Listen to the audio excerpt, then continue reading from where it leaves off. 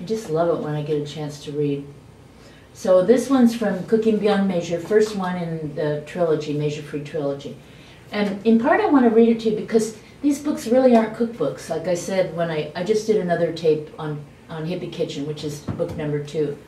But these books really aren't cookbooks. They're more kitchen companions, full of stories. They're bedside readers. They have 50 recipes, and yes, you can haul them into the kitchen and splatter them up and go for it that way. But it's the stories in the books that are really the jewels, I think, and that's what people tell me. And they're designed to inspire us to want to scratch cook more, to get away from the corporate stranglehold where we think we've got to open a box, press a button, and then go watch TV and be bored to tears, instead of spending a little time cruising around doing our thing in the kitchen.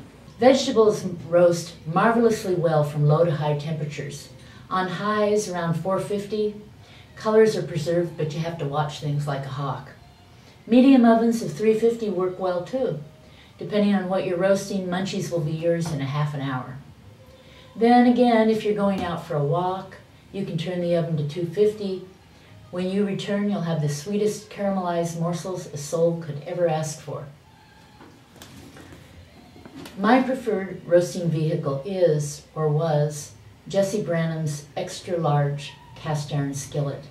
The iron in the sides of the pan cradle the vegetables in a cocoon of heat that caramelizes, and they turn out sweet and golden. That's not an exaggeration. Baking trays work too, but as you'll discover if you use both like I usually do, because I don't have enough pans to fit all the veggies in, the results cast iron produces are decidedly superior. Yet, at this writing, a new oversized cast iron skillet is on my shopping list. Here's why. Jessie Branmon and my mother were close friends in Phoenix during the early 1960s, where they raised their families. Jessie had 2 kids, my mom had 4.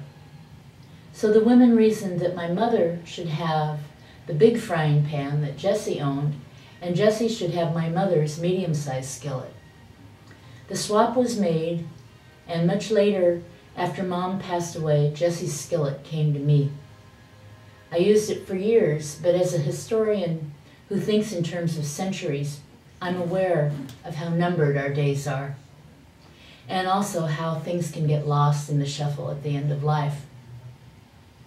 So it was that Thanksgiving of 2007, when Jessie's first granddaughter married, I posted the skillet swathed in wedding wrap. As I wrote to the young bride, Jenny Branham Patberg, great scratch cooks have used this skillet for half a century. May its journey go on. Merry Christmas, everybody. Merry life.